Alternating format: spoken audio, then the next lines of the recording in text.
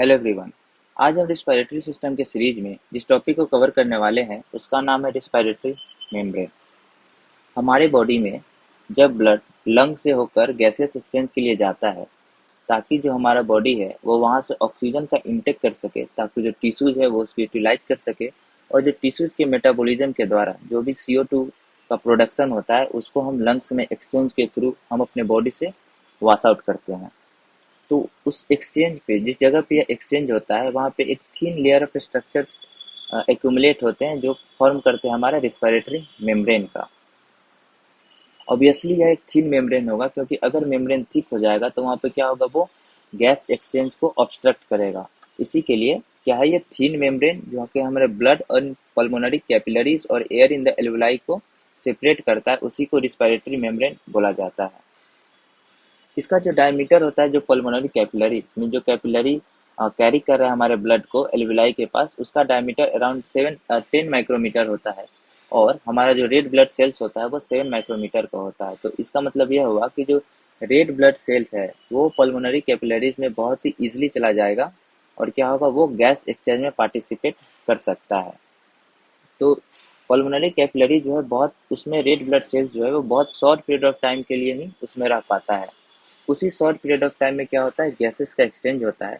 तो इसका मतलब यह है कि गैसियस एक्सचेंज के लिए रेड ब्लड सेल्स के पास बहुत ही कम पीरियड ऑफ टाइम होता है। इसलिए जितना ज़्यादा से ज़्यादा थिन रहेगा वो मेम्ब्रेन, उतना जल्दी क्या होगा, गैसेस का एक्सचेंज हो सकता है। तो जो रिस्पायरेटरी मेम्ब्रेन है उसकी जो थिकनेस होती है अराउंड 0.6 माइक्रोमीटर होती है। इसीलिए जो रेड ब्लड सेल्स जो इस पल्मोनरी कैपिलरीज में जो रेड ब्लड सेल्स है और जो एल्वुलाई में गैसेस का एयर है, इन दोनों के बीच का डिस्टेंस बहुत कम होता है। इसीलिए जो गैसेस का एक्सचेंज है वो बहुत ही रैपिडली हो सकता है। अब हम इस मेम्ब्रेन के स्ट्रक्चर को देखें।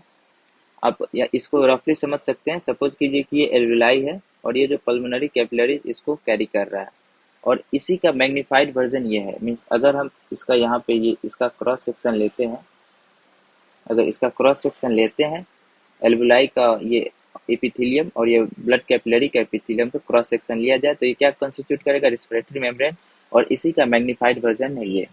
तो अगर हम इसके स्ट्रक्चर की बात करें तो इसमें 6 डिफरेंट कंस्टिट्यूएंट है जो इसको फॉर्म करते हैं। जो जो एल्वियोलस साइड है, तो जो पहला जो आउटर लेयर है मीन्स एल्वियोलस साइड, वो है fluid and surfactant layer of alveoli.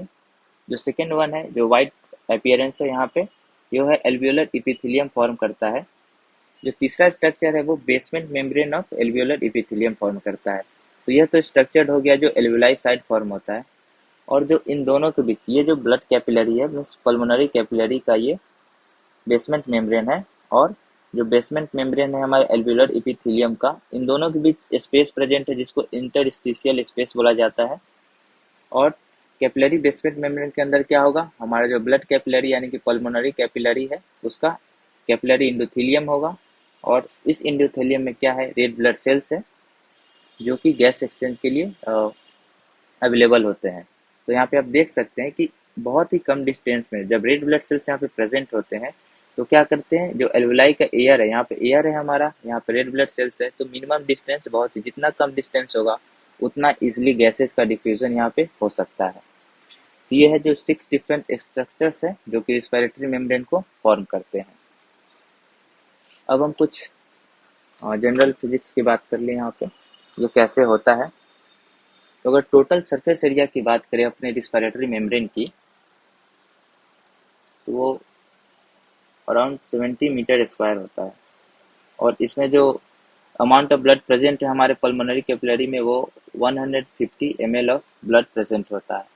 Means आप देख सकते हैं कि अगर इसका एक्सप्लेनेशन देखा जाए कि जो गैसेस का एक्सचेंज कैसे होता है, तो आप देख सकते हैं कि जो 150 ml ऑफ ब्लड है हमारे पल्मोनरी कैपिलरीज में, वो बहुत ही large surface area around 70 metre square surface area के थ्रू क्या है, ये स्प्रेडेड रहता है।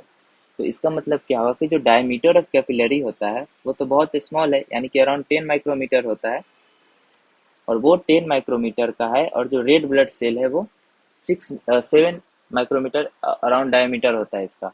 मीन्स अगर कैपिलरी यहाँ पे फॉर्म करते हैं तो ये अगर 10 है तो रेड ब्लड सेल 7 है, तो क्या करता है, ये डिस्टेंस को और कम करता है। और जितना डिस्टेंस कम होगा उतना में क्या होगा, वो गैसेस का डिफ्यूजन क्या होगा, बहुत ही रैपिड होता है रिस्पिरेटरी मेम्ब्रेन के अक्रॉस। तो ये एक सिंपल सा फिजिक्स एक्सप्लेनेशन है कि how gas exchange takes place across the respiratory membrane. अब एट लास्ट हम देखते हैं कि कौन कौन से फैक्टर है जो गैसेस के डिफ्यूजन अक्रॉस रिस्पिरेटरी मेम्ब्रेन को अफेक्ट करते हैं। जो पहला फैक्टर हुआ है थिकनेस ऑफ मेम्ब्रेन।